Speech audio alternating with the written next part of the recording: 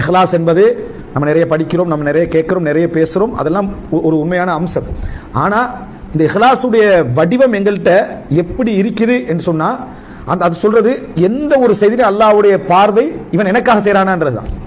அல்லாஹ்வுடைய பார்வை என்ன? தீனை பார்ப்பான். அந்த தீனை யாருக்காக செய்கிறானா? எனக்காக செய்கிறானா என்று தான் அல்லாஹ் ரப்பல் ஆலமீன் பார்க்க போறான்.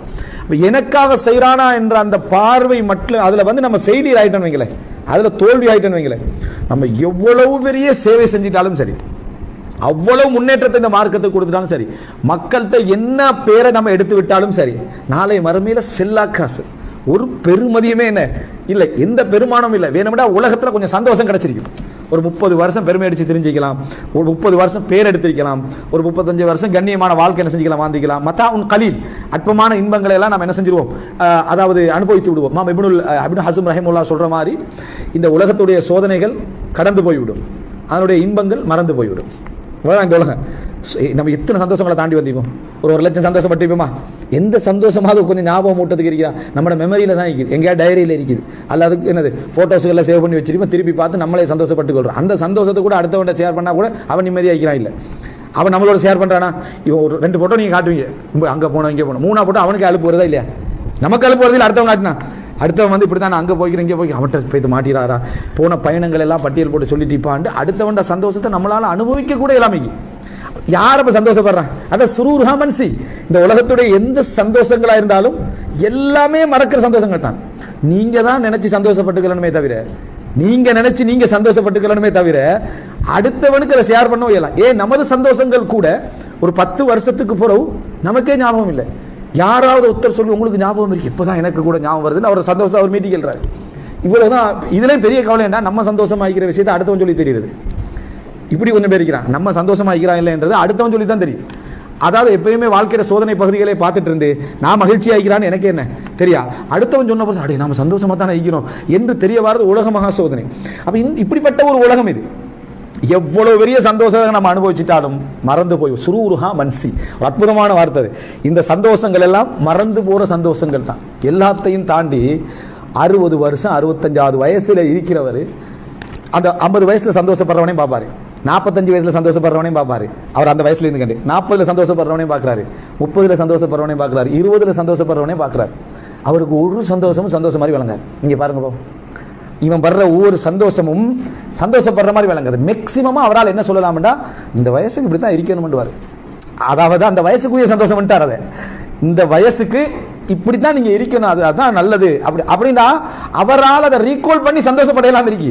இந்த ஏஜ்ல அவன் அப்படித்தான் இருக்கணும் தான் சொல்றாரே தவிர அது ஏஜுக்கு போற இதெல்லாம் போயிரும் என்ற அந்த அனுபவத்தால் 65 வயசுல இருந்து அந்த மனிதனால அவனு என்ன நினைக்கிறான்னா, 30 வயசுல உள்ளவன் இவர் 30 வயசை தாண்டி தான் வந்திக்கிறான், 25 வயசை தாண்டி தான் வந்திக்கிறான். அவனுக்கு அதை யோசிச்சு பார்க்கலாம் இருக்கு, அவனுக்கு அந்த மனிதனுக்கு அதை நினைச்சு பார்க்கலாம் இருக்கு. இதனாலதான் நீங்க பாருங்க, பெருநாள்ல பெரிய டிஃபரெண்ட்டை பார்க்கிறோம். இவருக்கு பெருநாள் ஒரு மேட்டரே இல்லை. யாருக்கு? 60 வயசுல உள்ளவருக்கு பெருநாள் ஒரு மேட்டரே இல்லை. பெருநாளை விட எதிராக முக்கியம் வாழ்க்கையில் அவர் அந்த டைம்ல விரக்தியை பேசிட்டு சரியா. 15 வயசுல உள்ளவனுக்கு பெருநாள் தான் மிக முக்கியமானது. ஏன்னா அவனுக்கு வாழ்க்கையில் பெஸ்ட் டைம் அவன் பார்க்குறான். அவன் விட்டு போவாங்கிறதுல அதுலையும் இதுலையும் இருந்துட்டான். இவர் அவனுக்கு விரக்தியை ஷேர் பண்றது. ஒரு நாள் சந்தோஷத்துக்கு ஏன்டா இப்படி சளியை போட்டு செலவழிக்கிறீங்க அப்படின்னு, என்ன பணத்தை போட்டு செலவழிக்கிறீங்கன்னு சொல்றாங்களா இல்லையா? இதுல இருந்து என்ன நம்ம தெரிய சொல்லுங்க பாப்போம். சந்தோஷங்கள்லயே நம்ம ஒரு விதமான விரக்தியை தான் ஷேர் பண்ணிக்கிறோம். சந்தோஷங்கள்லயே விரக்தியை தான் ஷேர் பண்ணிக்கொள்றோம். அந்த காலத்து பெருநாள் மாதிரி இல்லைன்றது யாரு? இவர் 60 உள்ளவர் சொல்றாரு, அந்த காலத்து பெருநாள் மாதிரி இல்லை. இப்ப பிராய்லர் கோழி வந்துட்டு அன்றைக்கெல்லாம் டெய்லி ஒரு கோழி அறுக்கிறதுக்காக நம்ம வெயிட் பண்ணி எடுத்து அப்படின்னு அந்த சந்தோஷத்தை இவனுக்கு சேல் பண்றேன். அவன் அதை சந்தோஷமாவே நினைக்கிறவன். இந்த வயசுல உள்ளவன் அவன் பிறந்ததுலேருந்து பிராய்லர் கோழி திண்டு வளர்ந்தவன். அவனுக்கு இந்த கோழியை வச்சு இவர் இவ்வளவு ஹாப்பி ஆகிறாருன்றது அவனுக்கு இல்லை, உண்மையா இல்லையா? அவனால அந்த சந்தோஷத்தை ரிசீவ் பண்ணவே இல்லாம இவர் என்ன சொல்ல வாராரு. இவருடைய போராட்டம் என்னண்டா, இவனுக்கு இந்த சந்தோஷத்தை எப்படியாவது ஷேர் பண்ணிடணும். யாரு? இவர் பெருநாள் அனுபவிச்ச சந்தோஷம் இருக்குது 1980, அதை இந்த 2023 உள்ளவனுக்கு ஷேர் பண்ணணும். நிச்சயமா விளங்காது. ஏன்னா அவன் வளர்ந்து பிறந்து வளர்ந்த உலகமே வேற.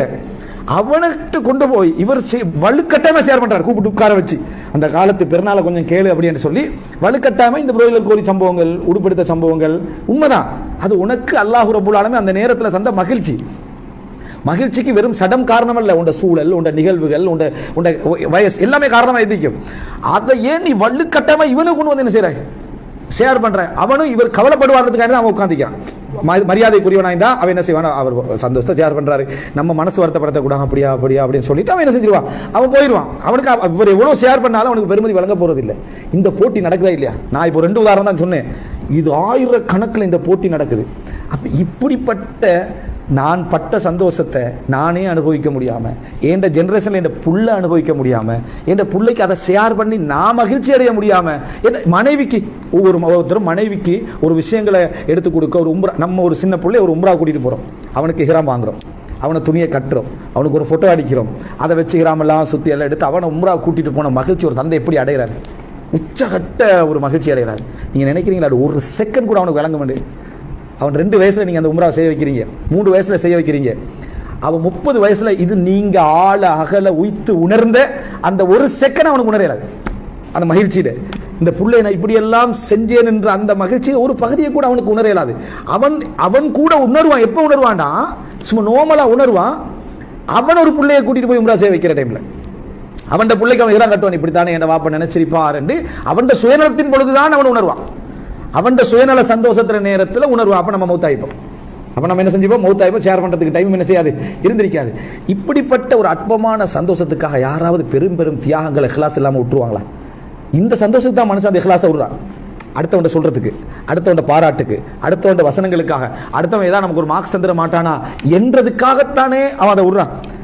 இந்த சந்தோஷத்துக்காக, இந்த பாராட்டு, இந்த மகிழ்ச்சி, அது இது நம்ம இந்த குடும்பத்துக்காகவும் சமூகத்துக்காகவும் செஞ்ச கோடி வேலைகள் இருக்கும். அத்தனை மறந்து போயிட்டு இந்த மறந்து போன உண்ட நம்ம இந்த மறந்து போகின்ற சந்தோஷங்களுக்காக இபாதத்துகள்ல, தொழுகைகள்ல, படிப்புகள்ல, சேவைகள் எல்லாத்தையும் அடுத்தவனுக்கு என்ன செய்யறோம், நம்ம சொல்லிக் கொண்டிருக்கிறோம்டா. அந்த இஹ்லாஸை நம்ம அடையணுமா? நம்மளை விரும்பக்கூடிய ஒரு நல்லவன்ட்டு நம்ம ஷேர் பண்ணலாம், நம்மளை தூண்டக்கூடியவன்ட்டு ஷேர் பண்ணலாம், நம்மளை மதிக்கக்கூடிய ஒரு ஆள்கிட்ட என்ன செய்யலாம், நம்ம ஷேர் பண்ணலாம். அது அல்லாம இஹ்லாஸ் இல்லாம போகின்ற அமைப்பில் நம்ம எதையுமே வைத்துக் கொள்ளக்கூடாது.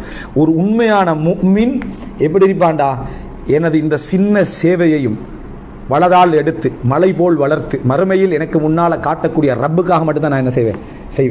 நான் அல்லாஹுக்காக வேண்டி ₹1 செலவழிச்சிருந்தா அதை வலதால் எடுத்து மலை போல வளர்த்து அல்லாஹு ரப்புல்லான மறுமையில் எனக்கு காட்ட போறான்னு அதுக்காக வேண்டி தான் நம்ம செய்யணும். மறக்கக்கூடியவனுக்காக நம்ம ஏன் செய்யணும்? மறக்கின்றவர்களுக்காக ஏன் செய்யணும்? அல்லாஹு தஆலா சொல்றான், லா நுரீது மின்கும் ஜஸாஅன் வலா ஷுக்கூரா. உங்களிடமிருந்து கூலியை எதிர்பார்க்கவும் இல்லை, நன்றியை நாம் எதிர்பார்க்கவும் இல்லை. நன்றியை எதிர்பார்த்தல் என்பது எப்பொழுதுமே நம்ம புரிந்து கொள்ள வேண்டும். உங்களுக்கு வேதனையை தான் சேர்க்கும். கொடுக்கிறவனை விட, வாங்குகின்றவனை விட அதிகமாக சந்தோஷம் அடைகிற யாரு? கொடுக்கிறவன் தான். இப்போ உதாரணமாக நீங்கள் ஒரு ப்ரைஸ் ஒன்று ரெடி பண்ணிட்டு போறீங்க வீட்டுக்கு, சரியா? அப்படியே மெதுவாக திடீர்னு கொடுத்து அங்கே போய் பாரு அப்படின்றீங்க. எங்கே? அங்கே போய் பாருங்கன்ற. அப்போ ப்ரைஸாக ஒரு ப்ரைஸ் கொடுக்க போறீங்க.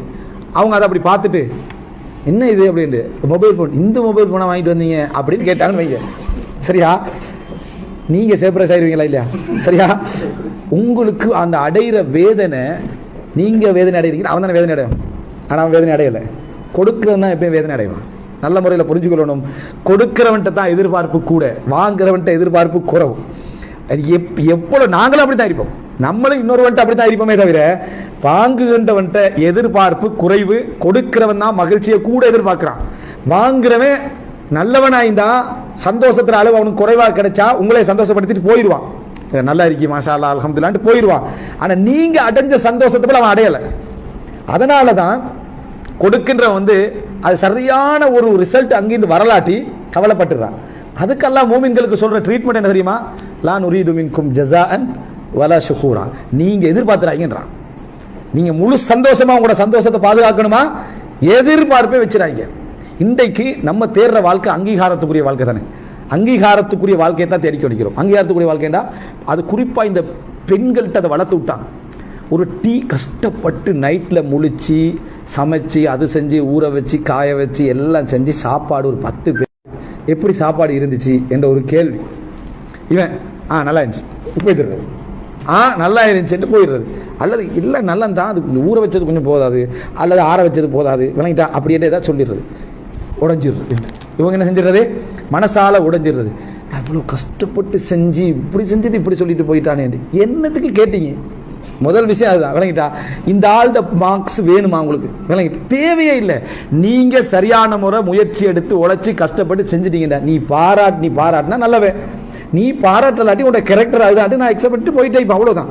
அங்கீகாரத்தை தேடுறது. ஒரு டீ ஊற்றினாலும் சீனி நல்லா போதுமா குறைவா கூடான்றது அவன் நாக்குக்கு ஏற்ற மாதிரி இருக்கும். அவங்க கடையில் போய் ஏதாவது ஒரு இடுப்பம் திட்டு வந்தீங்கன்னா சீனி குறைவா இருக்கும் வணங்கிட்டா இல்லைடா அதுக்கு நீங்க போட்டதா பிள்ளை இல்லை நம்ம நல்லா செஞ்சு கொடுத்துட்டோமா கொடுத்துட்டு போயிட்டோம். எங்கேயா சாபி பெண்மணிகள் கணவன்ட்ட வந்து போட்ட டீ நல்லா ஆயிடுச்சா சமைச்ச சாப்பாடு நல்லா ஆயிடுச்சா அது நல்லா ஆயிடுச்சா கேட்டா நல்ல பதில் வருமாண்டா பரவாயில்ல. உலகத்துடைய வீதியிலேயே எவனும் திருப்தியா பதில் சொல்ல மாட்டான்.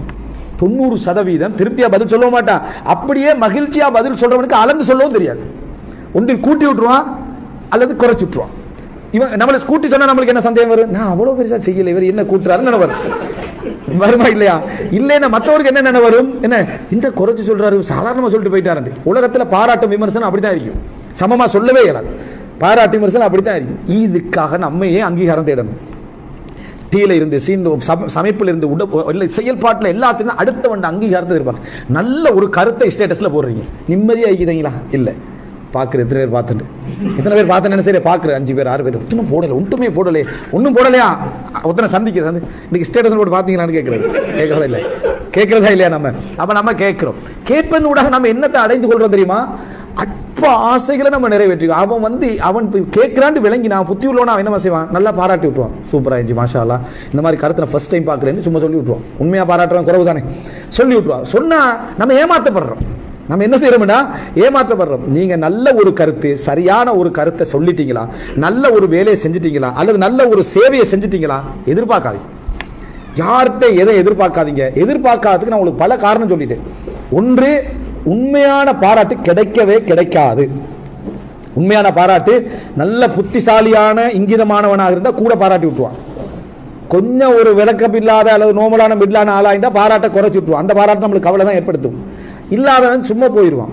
ஆனா நீங்க சொன்ன கருத்து சரி என்றா அதை அவன்கிட்ட பாதிப்பு ஏற்படுத்தினா போதுமானது. அவனுக்கு விளக்கத்தை கொடுத்தா போதுமானது. இதுதான் வீட்டில் ஒரு சேவை செஞ்சாலும் சரி ஒரு வேலை செஞ்சாலும் சரி மார்க்கத்தில் ஒரு வேலை செஞ்சாலும் சரி செய்யுங்க. லா நுரீது மின்கும் ஜஸாஅன் வலா ஷுக்கூரா. அடிக்கடி சொல்லிக்கங்க மனசுல லா நுரீது மின்கும் ஜஸாஅன் வலா ஷுக்கூரா. என்னத்தை செஞ்சிட போறாங்க எங்களுக்கு கேட்கிறேன். லா நுரீது மின்கும் ஜஸாஅன் வலா ஷுக்கூரா. உங்களிடம் இருந்து எந்த ஒரு கூலியையும் எந்த ஒரு நன்றியையும் எதிர்பார்க்கவில்லை.